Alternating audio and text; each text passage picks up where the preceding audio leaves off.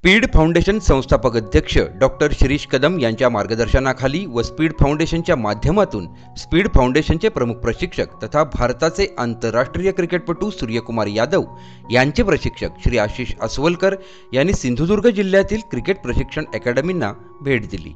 22 मे पासून सुरू झालेल्या या उपक्रमात सावंतवाडी तालुक्यातल्या इंचुली आणि देवगड तालुक्यातल्या शिरगाव आणि देवगड इथल्या क्रिकेट प्रशिक्षण अकॅडमींना त्यांनी भेट देत तिथल्या मुलांशी, प्रशिक्षकांशी आणि पालकांशी संवाद साधला।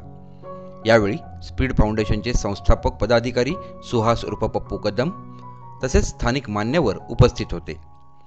22 मे रोजी इंसुली आणि 24 मे रोजी शिरगाव इथे संपन्न झालेल्या या उपक्रमात प्रशिक्षक भारत गरुडकर, सुधीर साटम आणि उदय रुमडे उपस्थित होते।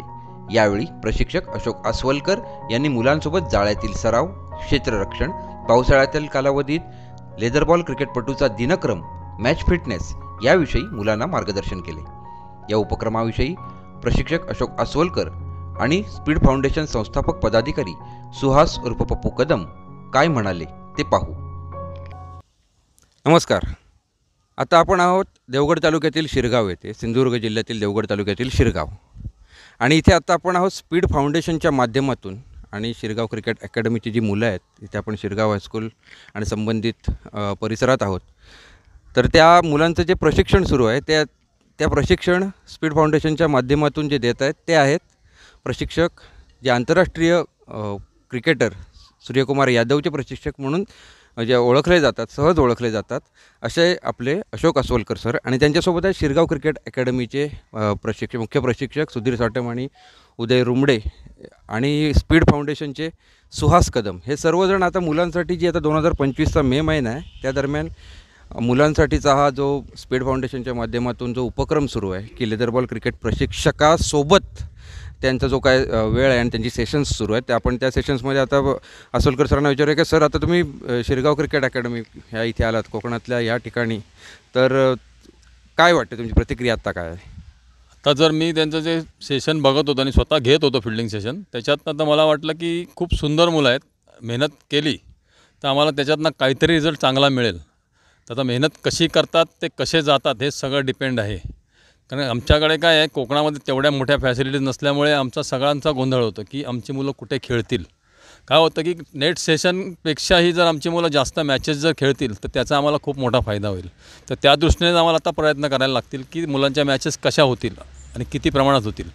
आणि त्याच्याही वेळेवरती मी बोलेन की एज ग्रुपच्या ज्या मॅचेस आहेत अंडर 14, 16, 19 ह्या जर आम्हाला मॅच करायला मिळतात सगळ्या जिल्ह्यामध्ये किंवा सगळ्या अख्ख्या देशामध्ये, तर आमचा त्याच्यामध्ये खूप मोठा फायदा होईल आणि त्या दृष्टीने आता आम्हाला प्रयत्न करायला लागतील।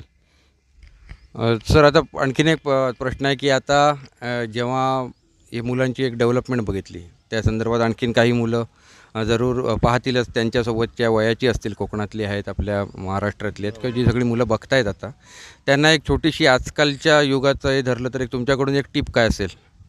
काय नाही, तुम्ही फक्त ते जो कुठलाही गेम खेळायला जाल, जसं क्रिकेट आहे, इतर गेमही आहेत, तो तुम्ही जो गेम खेळायला जाल ना तो तुम्ही एन्जॉय करायला शिका।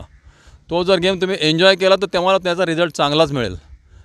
आणि मनापासून करायचं त्याच्यावरती काम, की नुसतं टाईमपासला गेलो आणि घरी आलो आणि मित्रांवर गप्पा मारल्या, मी आज मॅचमध्ये हे केलं, मी ते केलं, ते काही चालत नाही। मी काय केलं ते एक माझी डायरी हवी, त्याच्यामध्ये नोट असायला हवी ती की मी आज काय केलं, ते उद्या मला त्याच्यामध्ये काय सुधारणा करायच्या आहेत, की मी काय चुकी केल्या आहेत।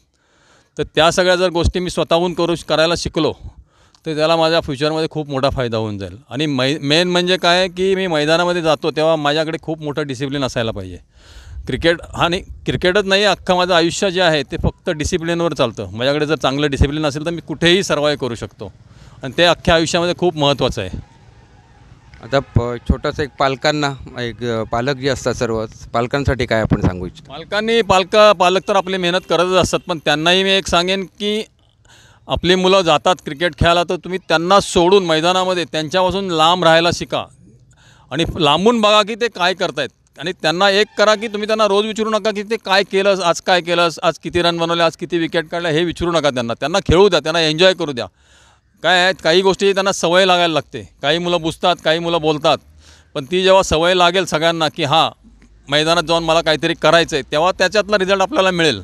मग पहिली गोष्ट की पेशन्स जो प्रकार आहे तो पहिली गोष्ट आज पेरेंटकडेच असायला पाहिजे. काय आजच्या तारखेला पेरेंट लोकांनाच जास्त माझा मुलगा कसा मोठा होईल हे वाटत असतं. हे तसं नाही क्रिकेट चालत की आमच्याकडे पेशन्स हवे तेव्हा ते मुलांकडे डेव्हलप होणार. तुम्ही मुलांचा विचारायचा बंद केलात ना की मुलगा आपोआप तुम्हाला त्याचा रिझल्ट देणार आहे. पण जेव्हा तुम्ही त्याला रोज रोज विचारता की तू काय केलं, खराब का खेळला, चांगली बॉलिंग का नाही केली, तेव्हा त्याचं रिझल्ट तुम्हाला मिळणार नाही. तुम्ही रिलॅक्स राहायला शिका, मुलगा रिलॅक्स होऊन खेळेल. खूप छान सर, तुम्ही आता वेळ दिलात आणि असं पालकांनासुद्धा आणि इतर सर्व यांना तुम्ही सांगितलं.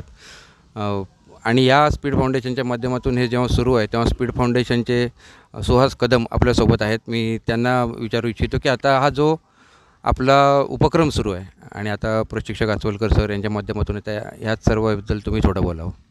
मला वाटतं आता ही खरी सुरुवात आहे. तर येणाऱ्या काळात आम्ही जास्तीत जास्त टुर्नामेंट घेण्याचा प्रयत्न करू या सर्व मुलांसाठी. पण मुलांनी मैदानात येणं महत्त्वाचं आहे.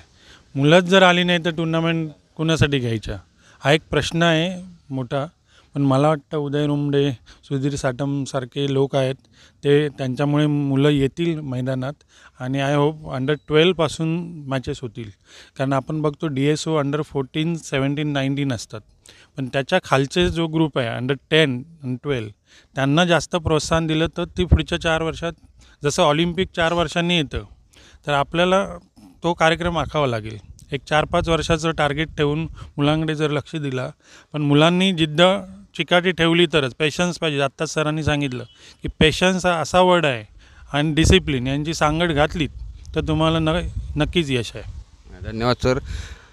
आता आपण प्रशिक्षक आचवलकर सर आणि सुहास कदम यांच्याकडून म्हणणं ऐकलं आहे आणि आचवलकर सरांनी सांगितलेल्या 2 गोष्टी म्हणजे प्रत्येक काढलेली धाव, प्रत्येक टाकलेला चेंडू हा शेवटी इतिहास होतो आणि मला पुन्हा उद्या नव्याने सुरुवात करायची आहे. आणि ते करत असताना पालकांनी ही सुद्धा गोष्ट की पेशन्स, स्थिर, या 2 गोष्टी त्यांनी सांगितलेल्या आहेत. आणि या गोष्टीवर आता स्पीड फाउंडेशनच्या माध्यमातून मुलांना ज्या मिळत आहेत आणि पुढे त्याच्यात काही आणखीन घडामोडी घडत राहतील त्या आपण पाहतच राहू.